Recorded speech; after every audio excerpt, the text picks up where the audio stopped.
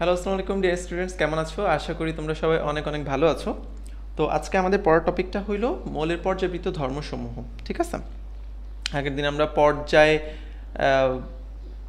আগের ক্লাসে আমরা কি পড়ছি, পর্যায় সারণীর যেই ব্লকগুলো আছে, S block, P block, D block, F block, এই মৌলগুলা, যে ধর্মগুলা, অবস্থান্তর মৌল, এই মোটামুটি এইসব জিনিসপত্র নিয়ে খুব ডিটেলসে পড়াশোনা করছি।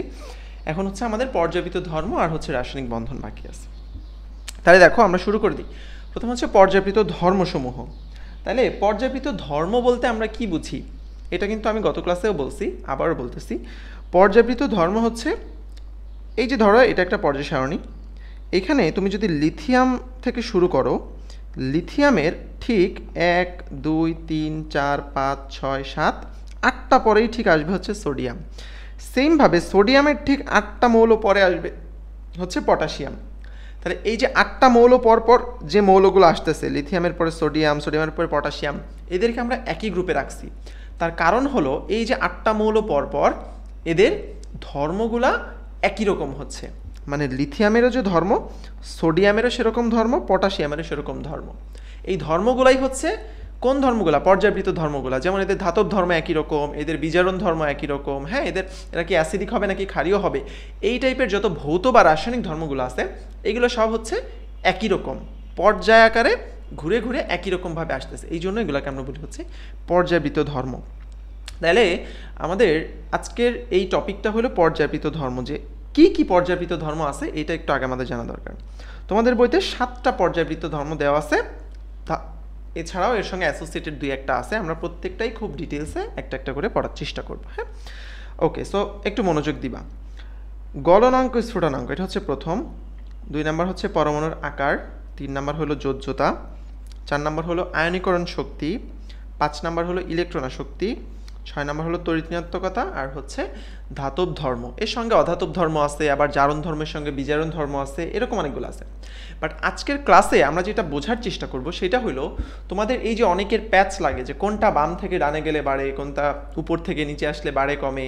সো আমরা কি করব, এই পর্যায়বৃত্ত ধর্মগুলা প্রথমে প্রত্যেকটা কনসেপ্ট অনুযায়ী পড়বো, যে আসলেই কেন বাম থেকে ডানে গেলে কমে, আসলেই কেন উপর থেকে নিচে গেলে বাড়ে কমে, এবং কোথায় কোথায় ব্যতিক্রম আছে, প্রত্যেকটা জিনিস আমরা বোঝার চেষ্টা করব। ইলেকট্রন আসক্তি কী সেটা বোঝার চেষ্টা করব, তড়িৎ-ঋণাত্মকতা কী আসলেই সেই জিনিসটা বোঝার চেষ্টা করব।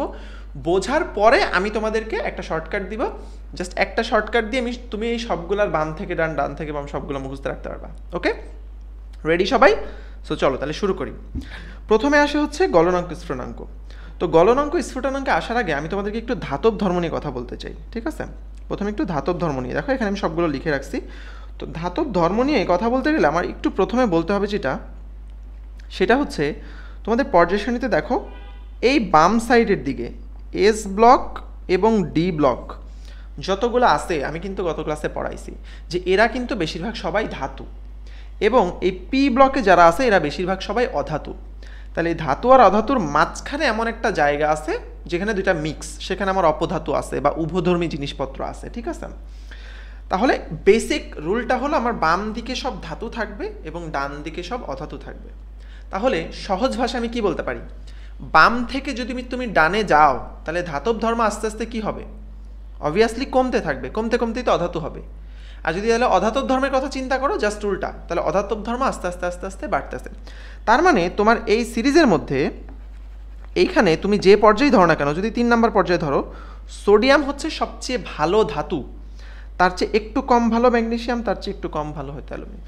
এরপরে তুমি যত যাবা তত আস্তে আস্তে অধাতু ভালো হইতে থাকবে।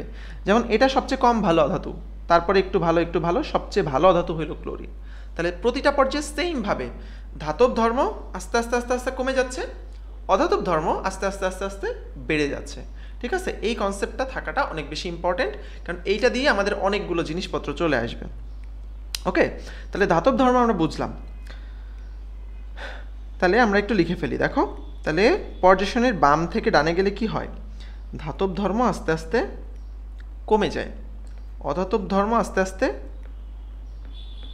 বেড়ে যায়। তাহলে এখানে আমরা সব বাম থেকে ডানে পড়বো আর কি। হ্যাঁ, আচ্ছা, পরে উপর থেকে নিচে পড়বো।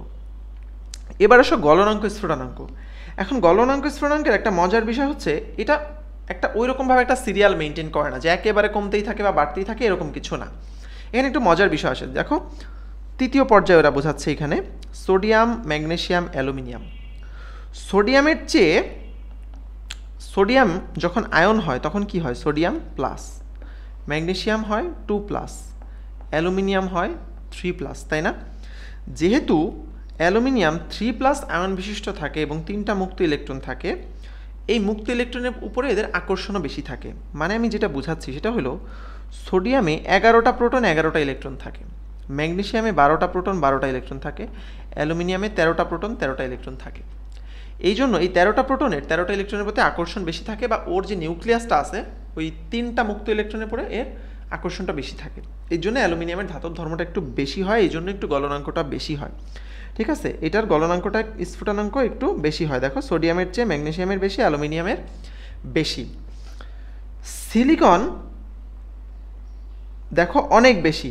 সিলিকন অনেক বেশি হওয়ার কারণ আছে, কারণ এটা আমরা গত ক্লাসেও পড়ছি। কারণ সিলিকন কিন্তু বিশাল বড় কেলাস গঠন করতে পারে, দ্যাটস ওয়াই সিলিকনের অনেক বেশি। কিন্তু হঠাৎ করে দেখো ফসফরাসে এসে আবার কি হয়েছে, হঠাৎ করে অনেক কমে গেছে, কারণ এটা হচ্ছে অধাতু।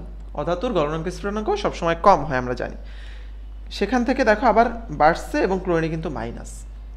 এই জন্য গলনাঙ্ক স্ফুটনাঙ্ক একটু এদিক ওদিক আছে। তো এই জন্য আমরা গলনাঙ্ক স্ফুটনাঙ্কে খুব বেশি মাথা ঘামাবো না, আমরা জাস্ট একটা গলনাঙ্ক স্ফুটনাঙ্ক একটু মনে রাখবো একজনেরটাই, সেটা হলো যে একটু খুব বেশি, সেটা হলো সিলিকনেরটা। হ্যাঁ, সিলিকনের গলনাঙ্ক হলো 1410 আর স্ফুটনাঙ্ক হলো 2355। এই দুইটা মান আমরা একটু মনে রাখার চেষ্টা করবো, আর মোটামুটি এখানে খুব বেশি মনে রাখার কিছু নাই। আমাদের মেইন পর্যাবৃত্ত ধর্ম শুরু হবে পরমাণুর আকার থেকে, এইটা থেকে হচ্ছে আমাদের মেইন জিনিসপত্র শুরু হবে।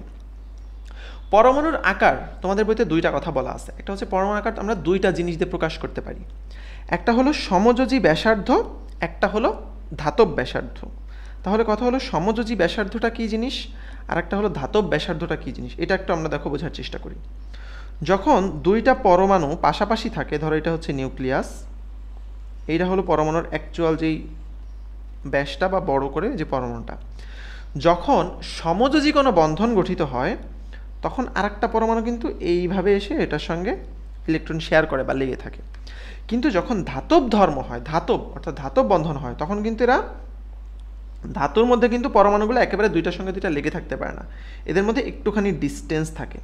ঠিক আছে, এদের মধ্যে একটুখানি ডিস্টেন্স থাকে। তাহলে দেখো আমরা যদি সমযোজী ব্যাসার্ধ বলতে চাই, কোনটুকু বলতে হবে, এইটুকু হলো পুরোটুকু সমযোজী ব্যাস। যদি ব্যাসার্ধ বলি এই অর্ধেক অংশ আসবে, তাই না? আচ্ছা, কিন্তু ধাতব ব্যাস যদি তুমি বলতে চাও, দেখো এই পুরোটুকু হচ্ছে ধাতব ব্যাস, এদের মধ্যে ব্যাসার্ধ কি এই অর্ধেক। তাহলে তুমি বুঝতেই পারতেছো কোনটা একটু বেশি, বলো তো কোনটা একটু বড়, প্রথম চিত্রটা নাকি দ্বিতীয় চিত্রটা? অবভিয়াসলি তোমরা বুঝতে পারতেছো এইটা হচ্ছে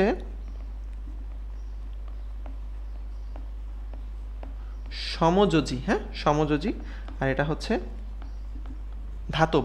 তাহলে ধাতবটা দেখো অবশ্যই একটু বেশি, কারণ এইখানে দুইটা পরমাণু দূরে দূরে আছে একটু, সো এদের মধ্যে ব্যাসটাও বেশি, অবভিয়াসলি ব্যাসার্ধটাও বেশি। বাট সমযোজীতে যেহেতু এরা ওভারল্যাপ করে, সো এদের ব্যাসার্ধটা কম হয়। তাহলে সমযোজীর চেয়ে ধাতব ব্যাসার্ধ 10 থেকে 20% মতো বেশি হয়। জাস্ট এটা একটু মনে রাখতে হবে, তোমাদের বইতে এটা আছে দেখো। তাহলে সমযোজী ব্যাসার্ধের সংজ্ঞা কি বলছে, কোনো মৌলের দুইটা পরমাণুর, এই যে দুইটা পরমাণুর একক সমযোজী বন্ধনে উভয় পরমাণুর নিউক্লিয়াসের মধ্যকার দূরত্ব হলো ব্যাস, তার অর্ধেক হইল সমযোজী ব্যাসার্ধ। এই সমযোজী ব্যাসার্ধকে আমরা পারমাণবিক ব্যাসার্ধ বলতে পারি। কিন্তু ধাতব ব্যাসার্ধ দেখো কীরকম, এই যে এদের মাঝখানে কিন্তু ওভারল্যাপ নাই, সো এটা একটু বড় হবে। কতটুকু বড় হবে? 10 থেকে 20% বেশি হবে। ওকে, আচ্ছা, তাহলে এইটুকুই এখানে। এরপরে চলে আসো এই জায়গাটায়, তোমাদের সংক্ষেপে জেনে নাওতে এখানে 4টা পয়েন্ট আছে, এই 4টা পয়েন্ট জানাটা একটু গুরুত্বপূর্ণ। এই 4টা পয়েন্ট আমরা একটু তোমাকে ব্যাখ্যা করে পড়াবো। দেখো, প্রথম যে কথাটা সেটা হলো সোডিয়াম, তারপরে আছে ম্যাগনেসিয়াম, তারপরে আছে অ্যালুমিনিয়াম, তাই না? এইভাবে আছে সোডিয়াম, ম্যাগনেসিয়াম, অ্যালুমিনিয়াম। সোডিয়ামের আকার বড় নাকি ম্যাগনেসিয়ামের আকার বড় বলো তো? অবভিয়াসলি সোডিয়ামের আকার বড়। কেন বড়? আগের দিন আমরা বলছি, কারণ এখানে সেম ব্যাখ্যা, 11টা প্রোটন 11টা ইলেকট্রন থাকে, এই 11টা প্রোটন 11টা ইলেকট্রনকে যেই বলে আকর্ষণ করতে পারে তার চেয়ে ম্যাগনেসিয়ামের 12টা প্রোটন এর 12টা ইলেকট্রনকে বেশি জোরে আকর্ষণ করে। অ্যালুমিনিয়াম আরও জোরে আকর্ষণ করতে পারে। ঠিক আছে, এই জন্য পর্যায় সারণী তুমি যত বাম থেকে ডান দিকে যাইতে থাকবা তত আকার কি আস্তে আস্তে আস্তে আস্তে ছোট হইতে থাকবে। এই জন্য সোডিয়ামের আকার যদি তুমি তৃতীয় পর্যায়ে ধরো, সোডিয়ামের আকার সবচেয়ে বড়, এই পাশে ক্লোরিনের আকার সবচেয়ে ছোট। বোঝা গেল? এটা হলো আকারের পর্যায় ভিত্তিক সম্পর্ক। যদি তুমি গ্রুপ ভিত্তিকে আসো তাহলে সোডিয়ামের নিচে কে আছে? পটাশিয়াম, তাই না? তারপরে আছে ধরো রুবিডিয়াম। এখন তাহলে সোডিয়াম বড়, ধরো সোডিয়ামের উপরে কে আছে? লিথিয়াম, তাই না? তাহলে লিথিয়াম বড় নাকি সোডিয়াম বড় বলতে পারবা কেউ? অবভিয়াসলি লিথিয়ামের চেয়ে সোডিয়াম বড়, তার চেয়ে পটাশিয়াম বড়, তার চেয়ে রুবিডিয়াম বড়। কেন? সহজ ব্যাখ্যা, এখানে কোনো ইলেকট্রনই নাই, মানে ইলেকট্রনের কোনো ব্যাখ্যার দরকারই নাই। এখানে হচ্ছে পর্যায়ই বেড়ে যাচ্ছে একটা করে, এটা দ্বিতীয় পর্যায়, এটা তৃতীয় পর্যায়, এটা চতুর্থ পর্যায়, এটা পঞ্চম পর্যায়। তাহলে একটা করে পর্যায় বেড়ে যাচ্ছে, তাহলে অটোমেটিক্যালি এটার আকার কি বড় হয়ে যাচ্ছে। তাহলে আমরা যদি উপর থেকে নিচে যাই আকার আস্তে আস্তে বাড়তে থাকে, কিন্তু বাম থেকে যদি ডানে যাই এটা কিন্তু ক্রুশাল, আকার ছোট হইতে থাকে। এইটা মনে রাখাটা খুব খুব খুব খুব বেশি ইম্পর্টেন্ট, যে আমরা পর্যায় সারণীর বাম থেকে যদি ডানে যাই একই পর্যায়ের, তাহলে আকার ছোট হইতে থাকে। ব্যাখ্যাটা কি আমরা জানি, কয়টা ইলেকট্রন কয়টা প্রোটন, এইটা হচ্ছে ব্যাখ্যা। ওকে, তাহলে আমরা আশা করি আকারের বিষয়টা বুঝতে পারছি। এখন এটা তো আমরা পরমাণুর আকারটা বুঝলাম। এখন যদি একই মৌলের পরমাণু আর ক্যাটায়ন দেয় বা অ্যানায়ন দেয় তাহলে কি হবে? ধরো সোডিয়ামের আকার বড় নাকি সোডিয়াম প্লাসের আকার বড়, আবার বলতেছে ক্লোরিনের আকার বড় নাকি ক্লোরিন মাইনাসের আকার বড়। এরকমভাবে কিন্তু তোমাদের প্রশ্ন আসবে যে নিচের কোনটির আকার ক্ষুদ্র, নিচের কোনটির আকার বড়, চারটা অপশন থাকবে, হয়তো sodium sodium plus, chlorine chlorine minus. তো এখানে তোমাকে বুঝতে হবে যে কোনটার আকার বড় কোনটা আকার ছোট। মেডিকেল ভর্তি পরীক্ষার প্রশ্ন। ওকে, তাহলে আবার দেখো সেম ব্যাখ্যা দিয়ে তুমি বুঝবা। সোডিয়ামে 11টা প্রোটন আছে, 11টা ইলেকট্রন আছে, কিন্তু সোডিয়াম প্লাস 11টা প্রোটন আছে, কিন্তু এখন ইলেকট্রন আছে কয়টা বলো তো সবাই? ইলেকট্রন কিন্তু আছে এখন 10টা, তাই না? কারণ এই যে পজিটিভ হয়ে গেছে মানে কি, সোডিয়ামের শেষের যে ইলেকট্রনটা ওইটাকে আমরা বের করে নিছি। আচ্ছা, তাহলে 11টা প্রোটন 11টা ইলেকট্রনকে অনেক জোরে আকর্ষণ করবে। 11টা প্রোটন 10টা ইলেকট্রনকে কম আকর্ষণ করবে নাকি আরও বেশি জোরে আকর্ষণ করবে বলো তো? বেশি জোরে আকর্ষণ করতে পারবে, মানে ডমিনেন্ট বেশি হইতে পারবে, যেহেতু এখানে প্রোটন বেশি। এই জন্য সোডিয়াম প্লাসের আকার কিন্তু ছোট হয়ে যাবে। এই জন্য সোডিয়াম প্লাসের চেয়ে বড় আকারে। কিন্তু ক্লোরিনের ক্ষেত্রে কি হবে ঘটনাটা দেখো তো, যারা নেগেটিভ আয়ন হয় সেই ক্ষেত্রে কি হবে বলো তো? ঘটনা কিন্তু একটু উল্টা ঘটবে। কেন? কারণ হচ্ছে এই যে দেখো ক্লোরিন, তার এখন আছে 17টা প্রোটন 17টা ইলেকট্রন, কিন্তু যখনই ক্লোরিন মাইনাস হয়ে যাবে তার মানে ওখানে একটা এক্সট্রা ইলেকট্রন আছে। তাহলে দেখো তো এখন কি প্রোটনের ডমিনেন্সটা কমে গেল না? কারণ ইলেকট্রন একটা বেশি চলে আসছে। যেহেতু ইলেকট্রন একটা বেশি চলে আসছে, এটাকে একটু কম জোরে আকর্ষণ করতে পারবে। দ্যাটস ওয়াই এই ক্লোরিন মাইনাসের আকার কিন্তু বড় হবে ক্লোরিনের চেয়ে। এই জন্য সহজ ভাষায় একই মৌলের ক্যাটায়নের আকার ছোট হয় আর অ্যানায়নের আকার সবসময় বড় হয়। তোমাদের বইতে এই কথাটাই লিখছে, দেখো ক্যাটায়নের আকার মূল পরমাণুর আকারের চেয়ে ছোট হয়, অ্যানায়নের আকার মূল পরমাণুর আকার চেয়ে বড় হয়। একই গ্রুপের আয়নিক আকার উপর থেকে নিচে ক্রমশ বৃদ্ধি পায়। গ্রুপেরটা তো আমরা জানি জাস্ট বড় হইতে থাকে। 4 নাম্বার কথাটা দেখো, এই যে একই পর্যায়ে আইসো ইলেকট্রনিক ক্যাটায়নের আকার এদের চার্জ সংখ্যা বৃদ্ধির সাথে হ্রাস পায়, কিন্তু আইসো ইলেকট্রনিক ঋণাত্মক আয়নের আকার এদের চার্জ সংখ্যা হ্রাসের সাথে হ্রাস পায়। এইটা তোমরা অনেক সময় একটু বুঝতে ভুল করো, এটা আমি একটু বুঝাই দিতাম। একই পর্যায়ে আইসো ইলেকট্রনিক ক্যাটায়ন, আইসো ইলেকট্রনিক ক্যাটায়ন বলতে কি বোঝাচ্ছে দেখো, আইসো ইলেকট্রনিক ক্যাটায়ন মানে হচ্ছে সোডিয়াম প্লাস ম্যাগনেসিয়াম 2+, এটা হচ্ছে আইসো ইলেকট্রনিক ক্যাটায়ন। আইসো ইলেকট্রনিক কেন হলো? কারণ দেখো সোডিয়াম প্লাসের মধ্যেও 10টা ইলেকট্রন আছে, ম্যাগনেসিয়াম 2+এর মধ্যেও 10টা ইলেকট্রন আছে। কারণ এটা 12টা ছিল, 12টা থেকে 2টা চলে গেছে, এই জন্য 10টা ইলেকট্রন। সোডিয়ামে 11টা ছিল, 11টা থেকে একটা চলে গেছে, এই জন্য 10টা ইলেকট্রন। তাহলে এদেরকে আমরা বলতে পারি আইসো ইলেকট্রনিক, মানে সমান ইলেকট্রন যুক্ত বাট তারা ক্যাটায়ন।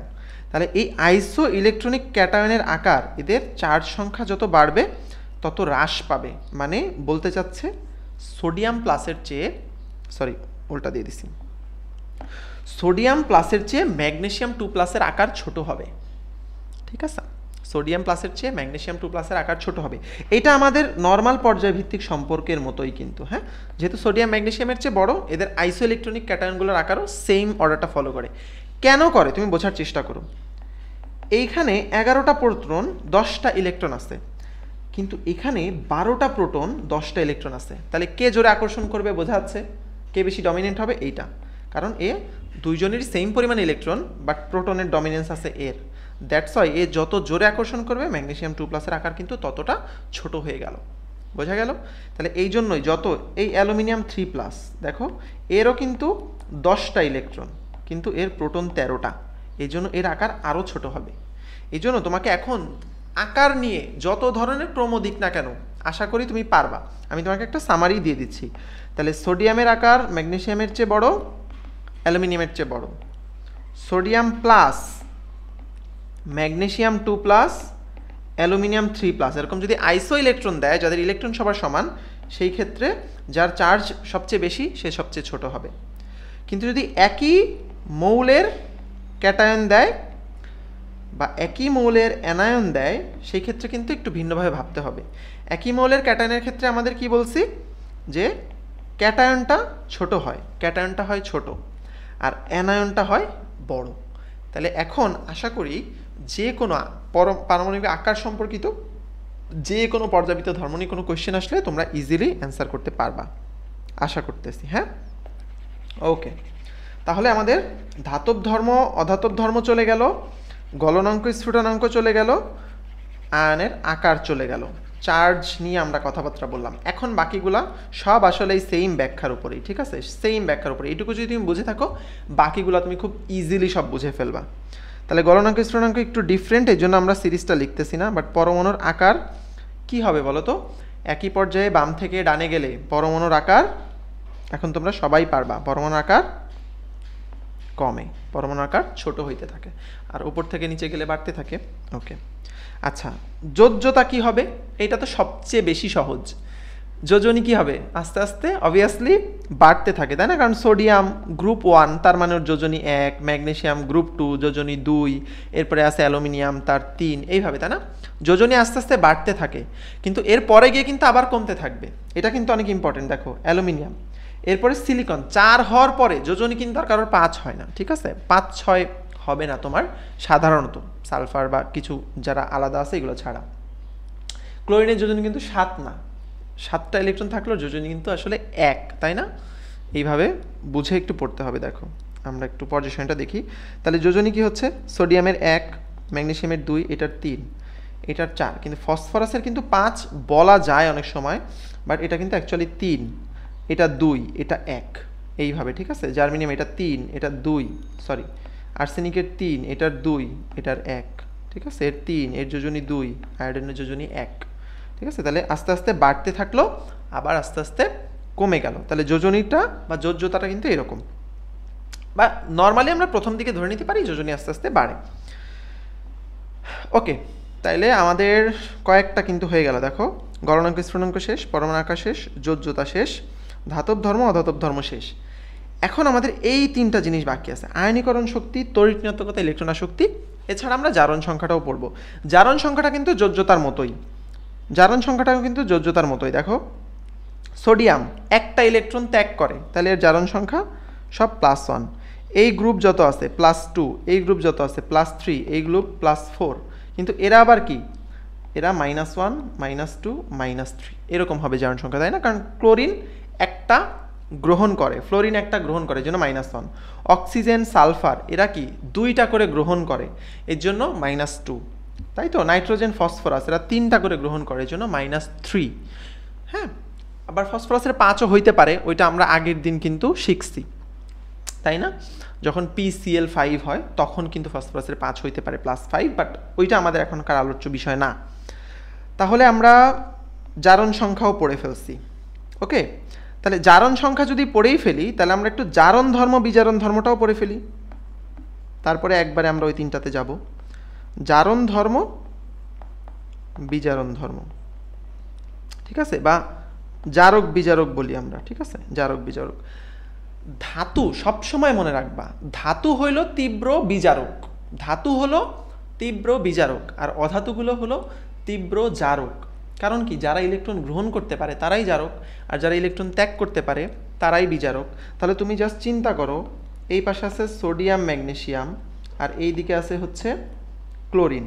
তাহলে সোডিয়াম এর শেষে শেষ শক্তি স্তরে ইলেকট্রন আছেই একটা, ও কি ত্যাগ করবে নাকি গ্রহণ করবে? অবভিয়াসলি ও ত্যাগ করবে। ম্যাগনেসিয়াম 2টা ত্যাগ করবে, অ্যালুমিনিয়াম 3টা ত্যাগ করবে। ক্লোরিন কি কখনো 7টা ত্যাগ করবে না, ও একটা গ্রহণ করতে চাইবে, এই জন্য মাইনাস। তাহলে যে ইলেকট্রন ত্যাগ করে সেটাকে আমরা বলি বিজারক। তাইলে সবচেয়ে ভালো বিজারককে, পর্যায়ের সবচেয়ে বামে যে আছে সে সবচেয়ে ভালো বিজারক, এই জন্য সোডিয়াম সবচেয়ে ভালো বিজারক। তার চেয়ে একটু কম ভালো হইলো ম্যাগনেসিয়াম, তার চেয়ে একটু কম ভালো হইলো অ্যালুমিনিয়াম। ঠিক আছে, তাহলে দেখো বিজারণ ধর্ম কি হচ্ছে, বামে সবচেয়ে বেশি ছিল কিন্তু আস্তে আস্তে আস্তে আস্তে কমতে আছে। ঠিক আছে, কমতে থাকলো। কিন্তু জারণ ধর্ম কি হলো বলো তো? তাহলে আস্তে আস্তে বাড়লো, কারণ সবচেয়ে ভালো জারক হইলো সবচেয়ে ডানে যারা হ্যালোজেন আছে এরা হলো সবচেয়ে ভালো জারক। তাহলে তুমি সবসময় মনে রাখবা সোডিয়াম বা গ্রুপ 1 সবচেয়ে ভালো বিজারক, আর হ্যালোজেন যারা গ্রুপ 17 তারা হলো সবচেয়ে ভালো জারক। এইটাকু মনে রাখলেই তুমি বাম ডান সব বুঝবা। তাহলে বিজারণ ধর্ম আস্তে আস্তে বাম থেকে ডানে কমতে থাকে, আর জারণ ধর্ম আস্তে আস্তে বাম থেকে ডানে বাড়তে থাকে। তাহলে আমরা কিন্তু জারক বিজারক বা জারণ ধর্ম বিজারণ ধর্মটাও বুঝে ফেললাম, পড়ে ফেললাম। ওকে, ঠিক আছে। এইবার নেক্সট আসো হচ্ছে আমাদের আয়নীকরণ শক্তি, তড়িৎ ঋণাত্মকতা, আর হলো ইলেকট্রন আসক্তি। এইবার দেখো মজার বিষয়, মানে এতক্ষণ যেগুলা পড়ছো কনসেপ্টগুলা, এইগুলাই এখন বারবার আসবে, বুঝতে পারবা তোমরা সব কিছু। আয়নীকরণ শক্তি কাকে বলে? আয়নীকরণ শক্তি জিনিসটা কি? আমরা এতক্ষণ যে দেখলাম সোডিয়াম এর ইলেকট্রন বিন্যাসটা কীরকম, 11, তাই না? তাহলে 1s2 2s2 2p6 3s1। আয়নীকরণ শক্তিটা হলো এই যে একক 1 মোল সোডিয়াম আছে, এ তোমাদের বইতে অনেক কথা লেখা আছে, গ্যাসীয় বিচ্ছিন্ন মোলটোল, এত কমপ্লেক্সিটিতে যাওয়ার দরকার নাই। এই যে সোডিয়াম আছে এর সর্ববহিস্থ স্তর থেকে একটা ইলেকট্রনকে বের করে একক ধনাত্মক সোডিয়াম আয়ন বানাইতে যেই পরিমাণ শক্তি আমার লাগবে, তাহলে আমরা কি করতেছি, সোডিয়াম থেকে একটা ইলেকট্রনকে বের করে সোডিয়াম প্লাস বানাচ্ছি। এইখানে আমার একটা এনার্জির পরিবর্তন হয়েছে। এই যে এনার্জির পরিবর্তনটা হইলো সেটা 100 হইতে পারে, 200 হইতে পারে, হোয়াট এভার। এই যে শক্তিটা আমার লাগলো, এই শক্তিটাকে আমরা বলি আয়নীকরণ শক্তি, মানে আয়নে পরিবর্তন করা বা আয়নে কনভার্ট করার শক্তি, এটাই হচ্ছে আয়নীকরণ শক্তি। বোঝা গেল? তাহলে ম্যাগনেসিয়ামের ক্ষেত্রে,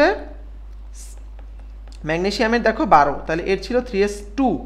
আমরা কিন্তু 2টা ত্যাগ করবো না, আমাদের টার্গেট হচ্ছে একটা। আয়নীকরণ শক্তির সংখ্যা কিন্তু 1। ম্যাগনেসিয়াম থেকে একটা ইলেকট্রন বের করে ম্যাগনেসিয়াম 2+1+ বানাইতে যেই পরিমাণ শক্তি লাগবে ওইটাই হচ্ছে ম্যাগনেসিয়ামের আয়নীকরণ শক্তি। মনে থাকবে, ওইটাই হচ্ছে ম্যাগনেসিয়ামের আয়নীকরণ শক্তি। ঠিক আছে? হ্যাঁ, দ্বিতীয় ইলেকট্রন বের করা যায়, ওইটাকে আমরা বলি দ্বিতীয় আয়নীকরণ শক্তি, ওইটাতে আমরা পরে আসতেছি। বাট প্রথমে আমরা বুঝলাম আয়নীকরণ শক্তি কি জিনিস, রাইট? আচ্ছা, তাহলে তুমি চিন্তা করো এইবার যে বাম থেকে ডানে গেলে আয়নীকরণ শক্তি বাড়বে নাকি কমবে, এটা আমরা কিভাবে বুঝবো, এটার আসলে ব্যাখ্যাটা কি? তাই তো, বাম থেকে ডানে গেলে আয়নীকরণ শক্তি বাড়বে না কমবে। এইবার তুমি আবার সেম ব্যাখ্যাতে চলে যাও। সোডিয়ামের আকারটা কিন্তু বেশ বড়, ম্যাগনেসিয়ামের আকার একটু ছোট, অ্যালুমিনিয়ামের আকার আরও ছোট, এভাবে যাইতে যাইতে যাইতে যেতে সবচেয়ে ছোট হইলো এই পাশে ক্লোরিন, তারপরে আরও ছোট হইলো নিয়ন। তুমি চিন্তা করো সোডিয়ামের যে প্রোটনগুলো আছে সবার শেষে সোডিয়ামের এখানে একটা ইলেকট্রন আছে, তাই না? এখানে একটা ইলেকট্রন আছে। ম্যাগনেসিয়ামে 2টা ইলেকট্রন আছে, অ্যালুমিনিয়ামে 3টা ইলেকট্রন আছে। তুমি দেখো তো এই কেন্দ্রে যেসব প্রোটনগুলো আছে, এরকম প্রোটন আছে, কোন প্রোটনের আকর্ষণ তার ইলেকট্রনের প্রতি সবচেয়ে বেশি হবে, জোরে হবে? অবভিয়াসলি অ্যালুমিনিয়াম, অবভিয়াসলি ক্লোরিন সবচেয়ে বেশি হবে, তাই না? আমরা জানি যত ডানে গেছে তত ইলেকট্রন প্রোটন বাড়ছে, তত বেশি তাদের উপর আকর্ষণ বাড়ছে, এই জন্যই তো জিনিসটা ছোট হয়ে গেছে। এবং যত ছোট তত ইলেকট্রনগুলো প্রোটনের কাছাকাছি, তার মানে তত বেশি আকর্ষণ। তাইলে এর আকর্ষণ, ক্লোরিনের আকর্ষণ, তার মানে কি ক্লোরিনের সর্বশেষ শক্তি স্তরে যেই 7টা ইলেকট্রন আছে, যেই 7টা ইলেকট্রন আছে, এই 7টা ইলেকট্রনের উপর ক্লোরিন আকর্ষণ অনেক বেশি, কিন্তু সোডিয়ামের এই একটা ইলেকট্রনের উপর আকর্ষণ কিন্তু বেশ কম, বেশ দুর্বল। তাহলে এই একটা ইলেকট্রনকে বের করতে বেশি শক্তি লাগবে নাকি 7টা ইলেকট্রন থেকে একটা ইলেকট্রনকে বের করতে বেশি শক্তি লাগবে? অবভিয়াসলি এইটা থেকে বের করতে, ক্লোরিন থেকে বের করতে অনেক বেশি শক্তি লাগবে। দ্যাটস ওয়াই ক্লোরিনের আয়নীকরণ শক্তি অনেক বেশি। ক্লোরিনকে একক ধনাত্মক যদি তুমি ক্লোরিন পজিটিভ বানাইতে চাও, এটা অনেক বেশি পরিশ্রমের কাজ, অনেক বেশি শক্তি লাগবে। বাট সোডিয়ামকে একক ধনাত্মক মানে কোনো ব্যাপারই না, জাস্ট একটা ইলেকট্রন বের করা খুবই ইজি। ঠিক আছে, বোঝা গেল? কারণ এটা আকার বড়, ইলেকট্রনগুলো দূরে আছে। তুমি জাস্ট চিন্তা করো, ধরো মুরগির বাচ্চা, ঠিক আছে, মুরগির বাচ্চা, বা ধরো ওই যে কুকুরের ছোটো ছোটো ছানা দেখছে না বাচ্চা, বা ধরো বাঘ, তার বাচ্চা, ঠিক আছে, যখন বাঘের কাছাকাছি আসে তখন কি ওটাকে ধরে নিয়ে আসা ইজি, নাকি ও দূরে কোথাও আইসোলেটেড হয়ে আছে সেখান থেকে তুমি ধরে নিয়ে আসতে পারবা ইজিলি? অবভিয়াসলি যখন দূরে আইসোলেটেড হয়ে আছে। এই জন্য সোডিয়ামের আয়নীকরণ শক্তি এই পর্যায়ে সবচেয়ে কম, আর ক্লোরিনের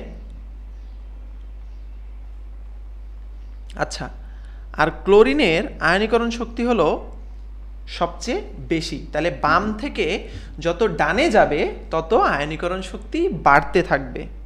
এটা নিয়ে এখন আর কোনো কনফিউশন থাকার কোনো কারণ নাই। বোঝা গেছে? তাহলে এখন আয়নীকরণ শক্তি নিয়ে যে কোনো প্রশ্ন আসলে তুমি ইজিলি বুঝতে পারবে। তাহলে সোডিয়ামের চেয়ে ম্যাগনেসিয়াম আয়নীকরণ শক্তি বেশি নাকি কম?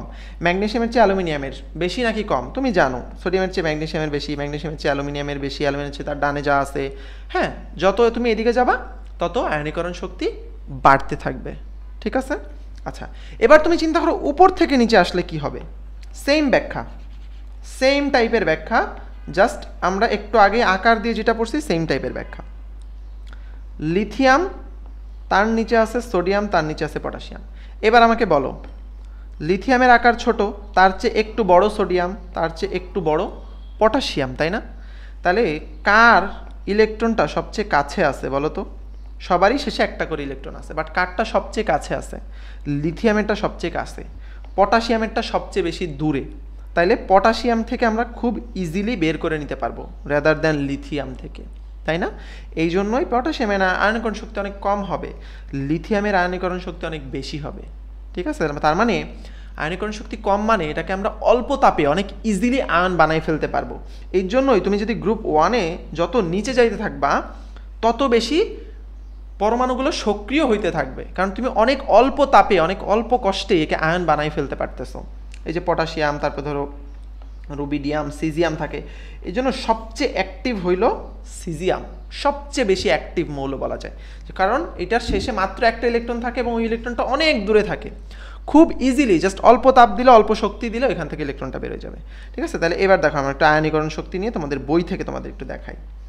তাহলে সংজ্ঞা কি? গ্যাসীয় অবস্থায় কোনো মৌলের 1 মোল বিচ্ছিন্ন পরমাণু থেকে একটা ইলেকট্রন সরিয়ে একে 1 মোল একক ধনাত্মক আয়নে পরিণত করতে চাই, যে পরিমাণ শক্তি লাগবে ওইটাকে আমরা বলি আয়নীকরণ শক্তি।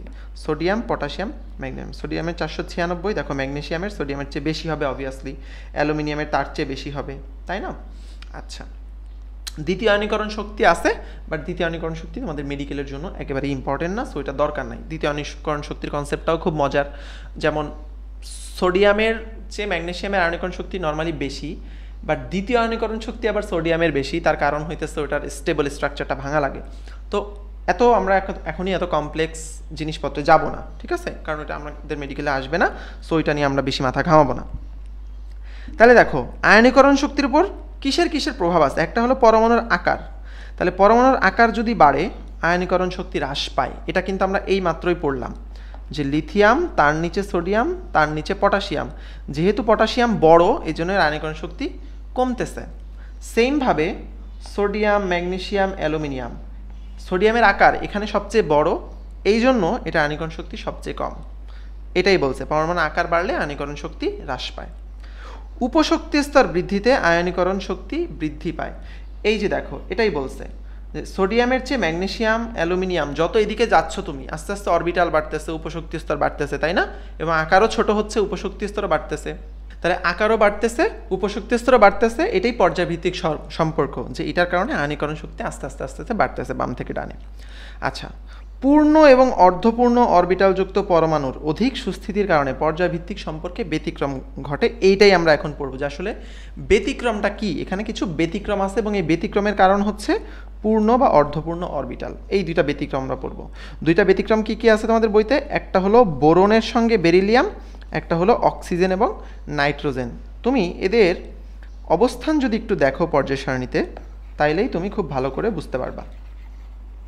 দেখো, এটা হচ্ছে বোরন, বোরনের হলো 5, আর এদিকে আছে তোমার বেরিলিয়াম, তাই না? বেরিলিয়াম হলো 4, আর এদিকে আছে কি নাইট্রোজেন আর অক্সিজেন। এখন সাধারণ ঘটনা কি হওয়া উচিত সেটা বলো তোমরা। এদের আয়নীকরণ শক্তির মান কীরকম হওয়া উচিত? বেরিলিয়াম আর বোরনের মধ্যে কীরকম হওয়া উচিত? আমরা জানি বাম থেকে ডানে গেলে আয়নীকরণ শক্তি বাড়ে, তাহলে বোরনের বেশি হওয়া উচিত, বেশি হওয়ার কথা। নাইট্রোজেন আর অক্সিজেনের মধ্যে অক্সিজেনের বেশি হওয়া উচিত বা বেশি হওয়ার কথা, বাট এটা হয় না, এটা একটু উল্টা হয়। কিভাবে আমরা বুঝলাম? কারণ আমরা এক্সপেরিমেন্টালি দেখছি যে বোরনের হচ্ছে আয়নীকরণ শক্তি 800 কিলোজুল আর বেরিলিয়ামের 899। হওয়ার কথা ছিল বেরিলিয়ামের কম, কিন্তু দেখো বেরিলিয়ামের বেশি। এই যে বেশিটা হইল, এটা কেন হইল?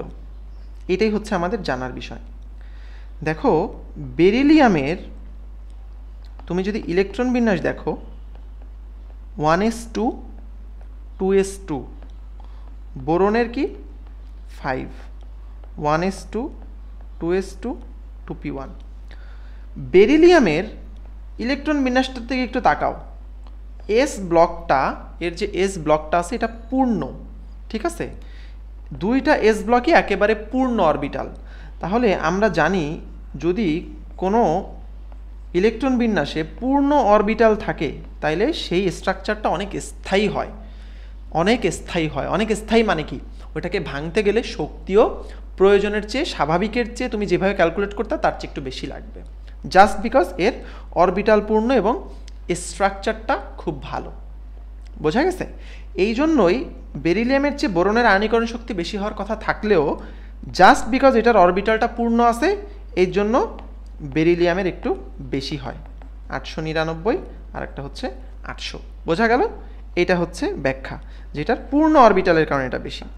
সেমভাবে দেখো নাইট্রোজেন অক্সিজেনের, নাইট্রোজেনের ইলেকট্রন বিন্যাসটা তুমি যদি দেখো 7, তাহলে 1s2 2s2 2p3। অক্সিজেনের হচ্ছে 1s2 2s2 2p4। দেখো তো এই যে 2p অরবিটালটা, এই যে 2p অরবিটালটা, সেখানে px py pz তিনটা থাকে, তাই না?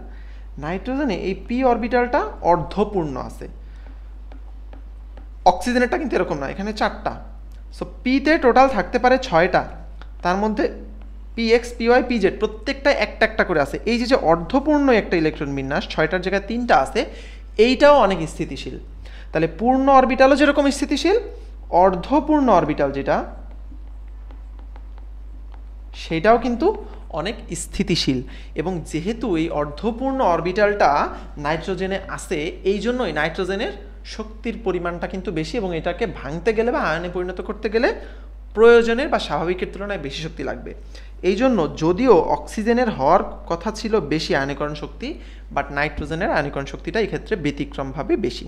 ঠিক আছে? তাহলে বেরিলিয়াম, বোরন, নাইট্রোজেন, অক্সিজেনের মধ্যে মনে রাখবা যে বোরনের বেশি হওয়ার কথা থাকলেও বেরিলিয়ামের বেশি হয়, অক্সিজেনের বেশি হওয়ার কথা থাকলেও নাইট্রোজেনের বেশি হয়। দুইটা ব্যতিক্রম, বেরিলিয়াম আর হচ্ছে নাইট্রোজেন। তাহলে আশা করি এখন এটা তুমি বুঝছো। এখন থেকে বুঝে বুঝে মনে রাখবা। দেখো, এইটা যখন তুমি বুঝলা, এটা কিন্তু আর কখনোই তোমার প্রশ্নে আসলে তোমার মুখস্থ চিন্তা করা লাগবে না, আচ্ছা বেরিলিয়াম বেশি ছিল না বোরন বেশি ছিল। তুমি অটোমেটিক বুঝবা যে বেরিলিয়াম 4 বোরন 5, বাট আমি একটা ব্যতিক্রম পড়ছি, কারণ হইলো বেরিলিয়ামের ইলেকট্রন বিন্যাসটা এইরকম। যখন তুমি কারণ বুঝে পড়বা তখন কেমিস্ট্রির কোনো প্রশ্নই তোমার কাছে প্রশ্ন না, সব কিছুই পানি লাগবে। ঠিক আছে? সব কিছুই অনেক ইজি লাগবে। তাহলে আয়নীকরণ শক্তি নিয়ে এইটুকুই তোমাদের মোটামুটি ছিল তোমাদের বইতে। ঠিক আছে? নেক্সট হচ্ছে ইলেকট্রন আসক্তি। তাহলে এই পর্যন্ত আমরা সবাই বুঝছি কিনা তোমরা সবাই একটু জানাও। এই পর্যন্ত আমরা আশা করি সবাই বুঝছি, কমপ্লিটলি বুঝছি। আমরা কি কি পড়লাম? ধাতব ধর্ম, অধাতব ধর্ম পড়ছি, তাই না? তারপরে হচ্ছে আমরা জারণ বিজারণ ধর্ম পড়ছি, গলনাঙ্ক স্ফুটনাঙ্ক পড়ছি, পরমাণুর আকার পড়ছি বিস্তারিত, যোজ্যতা জিনিসটা পড়লাম। এখন আমরা আয়নীকরণ শক্তিটাও পড়ে ফেলছি। আমাদের দুইটা বাকি আছে, আর একটা হচ্ছে তড়িৎ ঋণাত্মকতা, আর একটা হলো কি ইলেকট্রন আসক্তি, তাই না? এই দুইটা বাকি আছে।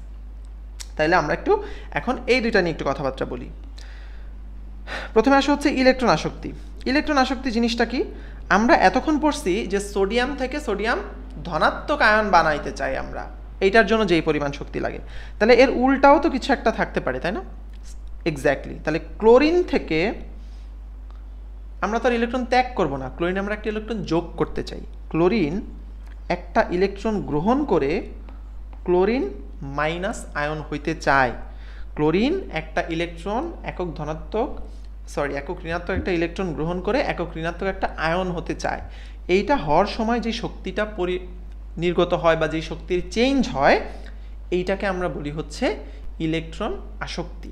এটাকে আমরা বলি হচ্ছে ইলেকট্রন আসক্তি। অ্যাফিনিটি, আসক্তির ইংরেজি কথা হচ্ছে অ্যাফিনিটি, এবং আসক্তির বাংলাটা তুমি বুঝতেই পারছো, কার ইলেকট্রনের প্রতি আসক্তি কত বেশি। এইটা বোঝার জন্য কোনো রকেট সায়েন্স বোঝার দরকার নাই, কোনো জিনিয়াস হওয়ার দরকার নাই। তুমি জাস্ট চিন্তা করো, সোডিয়ামের শেষে অলরেডি একটা এক্সট্রা ইলেকট্রন আছে, আর ক্লোরিনের শেষে একটা এক্সট্রা ইলেকট্রনের ঘাটতি আছে, মানে দুইজনই অষ্টক পূরণ করতে চায়। তাহলে সোডিয়াম যদি একটা ইলেকট্রন বের করে দেয়, এর ইজিলি শেষে অষ্টক থাকবে, আর ক্লোরিন যদি একটা ইলেকট্রনকে গ্রহণ করে, এর অষ্টক পূরণ হবে। তাহলে ইলেকট্রনের প্রতি অ্যাফিনিটিটা কার বেশি থাকবে বলো? অবভিয়াসলি ক্লোরিনের বেশি থাকবে। তার মানে পর্যায় সারণীর ডান পাশে যারা আছে, দেখো পর্যায় সারণীর ডান পাশে যারা আছে, এদের ইলেকট্রন অ্যাফিনিটি হবে সবচেয়ে বেশি, তাই না? কারণ এরা একটা ইলেকট্রন নিলেই এরা অষ্টক পূরণ হয়ে যাবে। আর এরা কি কখনো ইলেকট্রন নিতে চাইবে? এরা কখনো ইলেকট্রন নিতে চাইবে না, এরা বারবার ত্যাগ করতে চাইবে। দ্যাটস ওয়াই এদের ইলেকট্রন অ্যাফিনিটি সবচেয়ে কম। আর ডান পাশে যারা আছে, এদের ইলেকট্রন অ্যাফিনিটি সবচেয়ে বেশি। তাহলে এখন বলো ইলেকট্রন আসক্তি সম্পর্কটা কি হবে?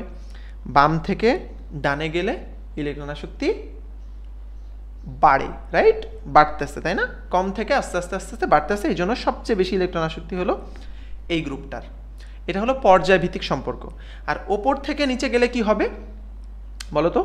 ওপর থেকে নিচে গেলে কি হবে? ইলেকট্রন শক্তি কি বাড়বে, নাকি ওপর থেকে নিচে গেলে ইলেকট্রন শক্তি কমবে? ওপর থেকে নিচে গেলে ইলেকট্রন শক্তি কিন্তু কমবে, ঠিক আছে? কেন কমবে? কারণ এগুলোর আকার বড় হয়ে যাচ্ছে, ঠিক আছে? আকার বড় যত হয়ে যাচ্ছে, দেখো ফ্লোরিনের চেয়ে আয়োডিনের আকার অনেক বড় না? অনেক বড় কিন্তু। তো যত বড় হবে, যত দূরে থাকবে এই স্তরটা, এটা হচ্ছে মাঝখানে প্রোটন, এই স্তরটা যত দূরে হবে, একটা ইলেকট্রনকে এখানে টেনে এনে বসাইতে এই প্রোটনের তত বেশি কষ্ট হবে, ঠিক আছে? মানে ইলেকট্রনটা বসা, এই জন্য অ্যাফিনিটি একটু কম থাকবে। এখন এইটা হলো নর্মাল রুল অফ থাম্ব, কিন্তু এখানে একটা ব্যতিক্রম আছে। হ্যালোজেনের ক্ষেত্রে ইলেকট্রন আসক্তির একটা ব্যতিক্রম আছে। ব্যতিক্রমটা কি? আমরা যে অনুযায়ী পড়লাম, উপর থেকে নিচে নামলে ইলেকট্রন আসক্তি কমতে থাকে, ওপর থেকে নিচে নামলে ইলেকট্রন আসক্তি কমতে থাকে। তাহলে সবচেয়ে বেশি ইলেকট্রন আসক্তি হওয়ার কথা কার? সবচেয়ে বেশি ইলেকট্রন আসক্তি হচ্ছে ফ্লোরিনের, তারপরে ক্লোরিন, তারপরে ব্রোমিন, তারপরে আয়োডিন। এরকমই তো হওয়ার কথা, তাই না? কিন্তু এখানে একটু ব্যতিক্রম হচ্ছে ইলেকট্রন আসক্তির ক্ষেত্রে। ফ্লোরিন, ক্লোরিন, ব্রোমিন, আয়োডিন এরকম না হয়ে জাস্ট ক্লোরিনটা আগে চলে আসে। ক্লোরিনের বেশি, তারপরে ফ্লোরিন, তারপরে ব্রোমিন, তারপরে আয়োডিন। এই যে ক্লোরিনের চেয়ে ফ্লোরিনের একটু ইলেকট্রন আসক্তি কমে গেল, এইটারও একটা ব্যাখ্যা আছে। এটার ব্যাখ্যাটা কি? ফ্লোরিন আকারে কিন্তু দেখো অনেক ছোট, মানে ছোট যদি তুমি চিন্তা করো, দেখো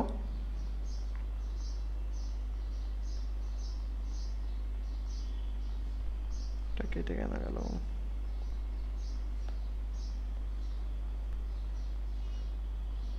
আচ্ছা, তুমি যদি বাম থেকে ডানে চিন্তা করো, হ্যাঁ, লিথিয়াম থেকে যদি তুমি চিন্তা করো, আস্তে আস্তে আস্তে আস্তে কি আকার ছোট হয় আমরা জানি বাম থেকে ডানে গেলে। সেই হিসেবে ফ্লোরিনের আকার অনেক ছোট। আবার তুমি উপর থেকে নিচে চিন্তা করো, উপর থেকে নিচে গেলে আকার বাড়তে থাকে, বড় হইতে থাকে। তাহলে সেই হিসেবেও ফ্লোরিনের আকার সবচেয়ে ছোট। তাহলে দুই পাশ মিলাই দেখো ফ্লোরিনের আকার কিন্তু অনেক ছোট। এই হিলিয়ামের আকার হলো সবচেয়ে ছোট, তারপরে সবচেয়ে ছোট হলো ফ্লোরিন।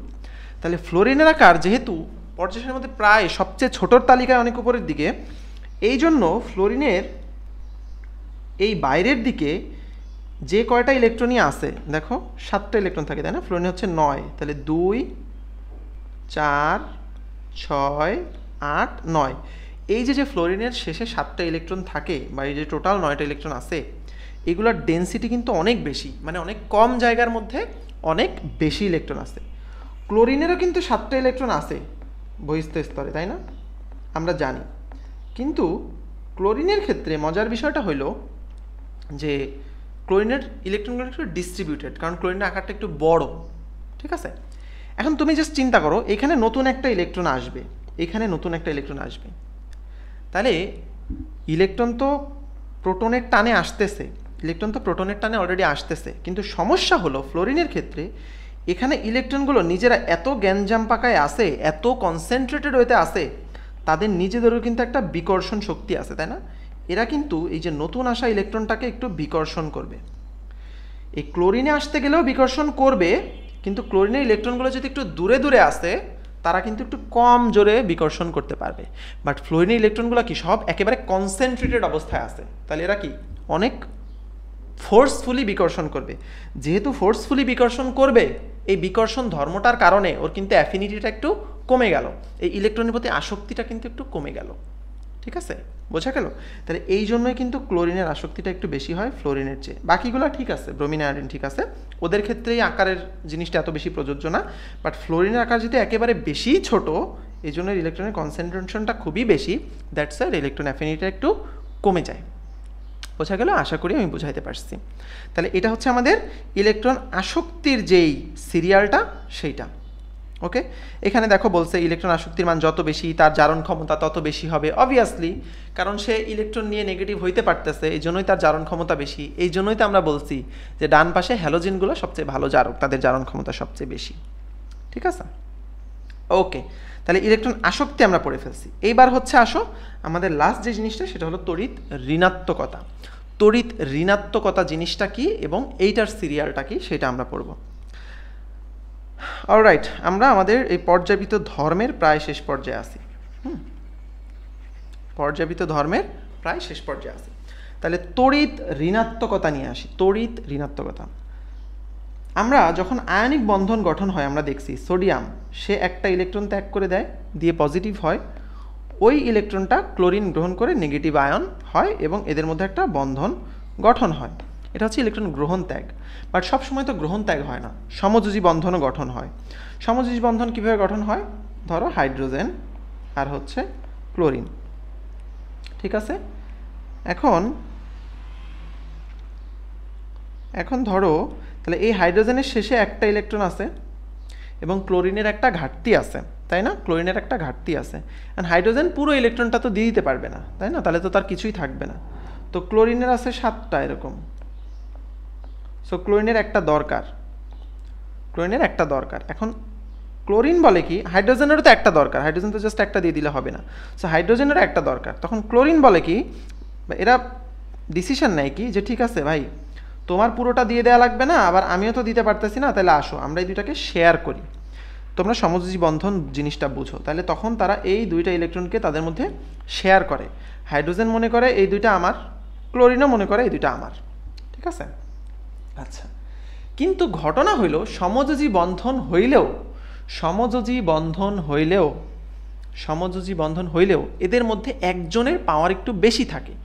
এই যে ইলেকট্রন যুগলটা আছে, শেয়ারকৃত ইলেকট্রন যুগলটা আছে, এটাকে একটু নিজের দিকে একটু বেশি টেনে নেওয়ার প্রবণতা একজনের বেশি থাকে, সেই লোকটা হচ্ছে ক্লোরিন।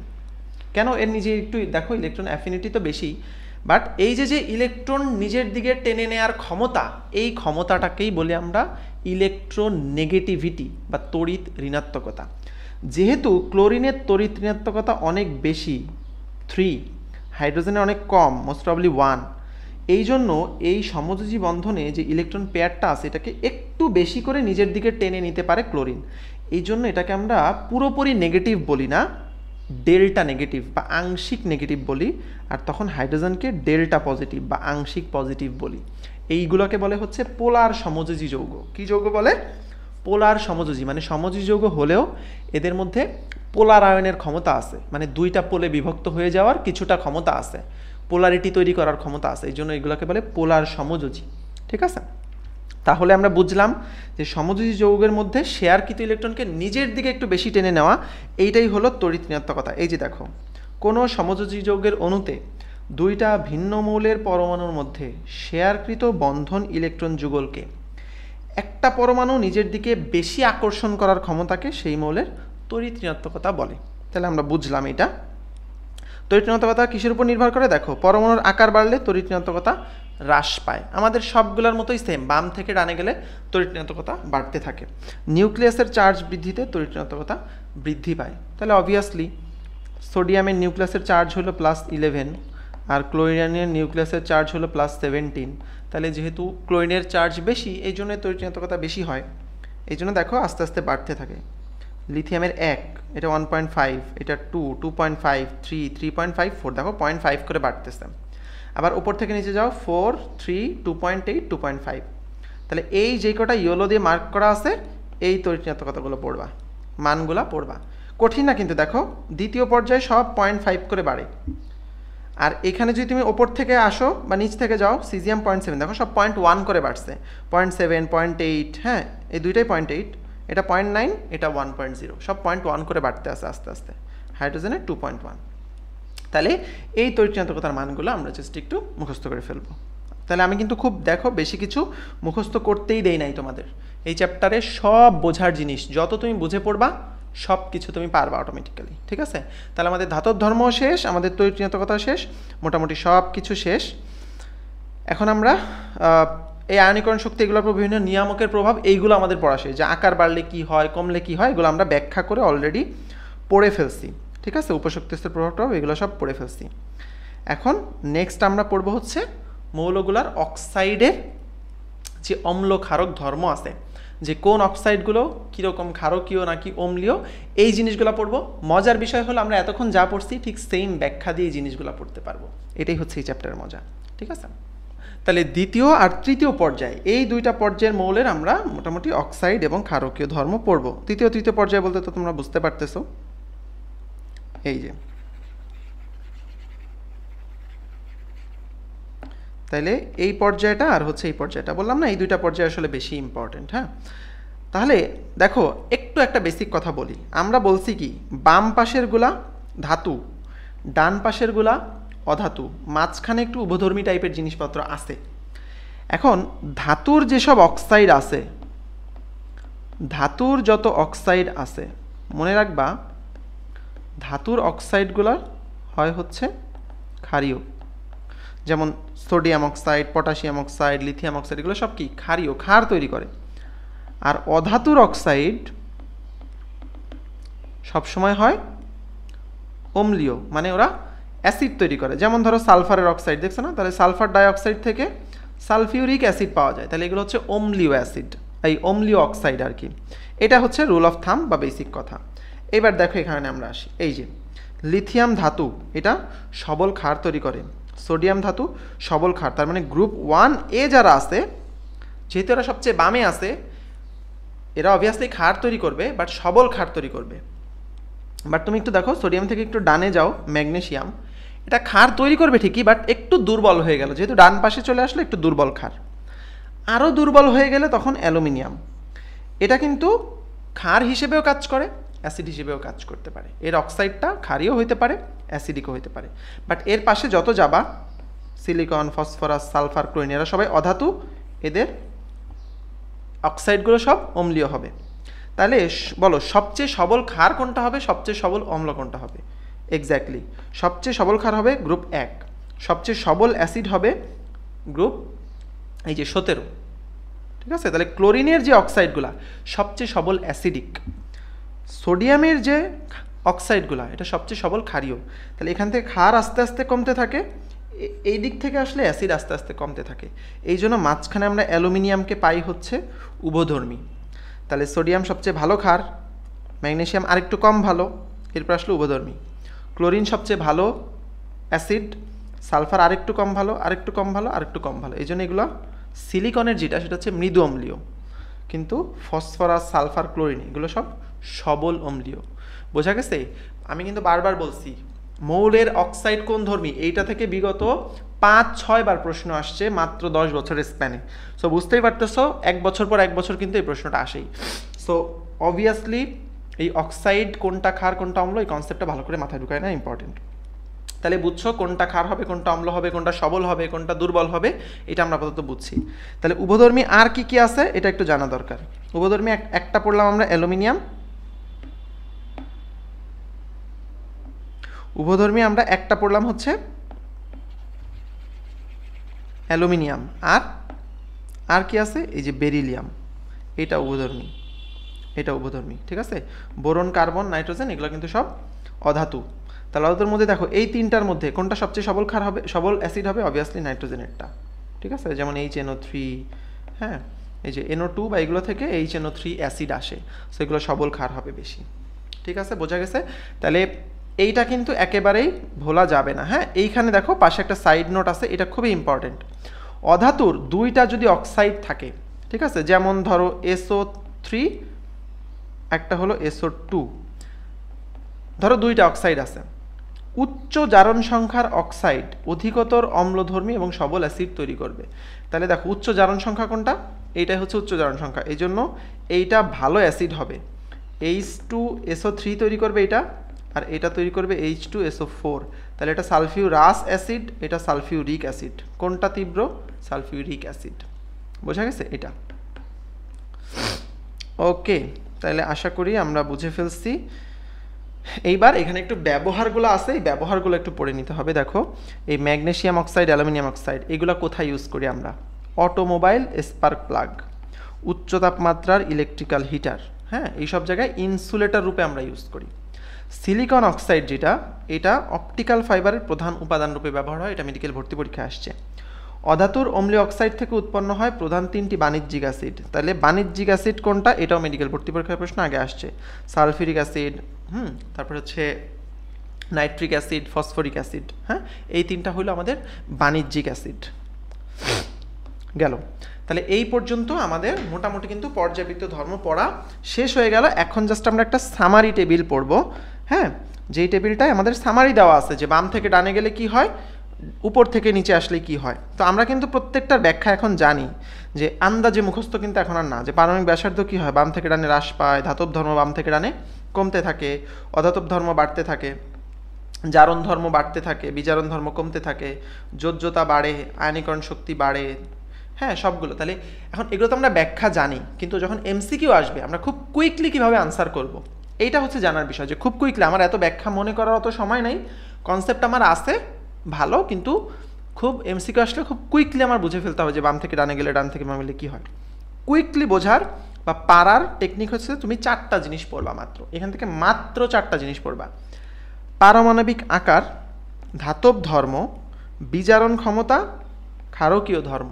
তুমি তো জানো যে ক্ষারকীয় ধর্ম যা হয়, ধাতব ধর্ম আসলে একই জিনিস, কারণ ধাতুগুলাই ক্ষার তৈরি করে এবং ধাতুগুলাই ভালো বিজারক, তার মানে এই তিনটা আসলে একই জিনিস। আর সঙ্গে আছে হচ্ছে পারমাণবিক ব্যাসার্ধ আকার।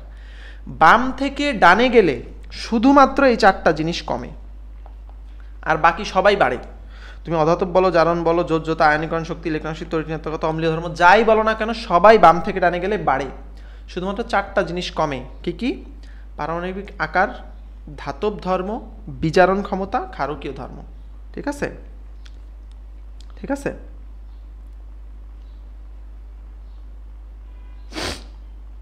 তাহলে ধাতব ধর্ম, বিজারণ ক্ষমতা, ক্ষারকীয় ধর্ম, আকার, এই 4টা জিনিস বাম থেকে ডানে গেলে কমে, বাকি সবগুলো বাম থেকে ডানে গেলে বাড়ে। আর গ্রুপের কথা হইতেছে জাস্ট বাম থেকে ডানের উল্টা, তুমি বাম থেকে ডানে গেলে যেটা কমে, গ্রুপের ক্ষেত্রে সেটা উপর থেকে নিচে গেলে বাড়ে। তাহলে তুমি যদি বাম থেকে ডানে গেলে পারো, পর্যায়গত সম্পর্কটা পারো, গ্রুপটা তুমি অটোমেটিক পারবা, তাই না? দেখো, সে তুমি কি বের করতে চাও, তুমি বের করতে চাও আয়নীকরণ শক্তি, তাহলে তুমি জানো এটা ওই 4টার মধ্যে নাই, তাহলে অবভিয়াসলি এটা বাম থেকে ডানে গেলে বাড়ে, আর যেটা বাম থেকে ডানে গেলে বাড়ে সেটা উপর থেকে নিচে আসলে কমে। দেখো তো ঠিক আছে কিনা, বাম থেকে ডানে বৃদ্ধি, উপর থেকে নিচে হ্রাস, এইভাবে তুমি যে কোনোটা পারবা।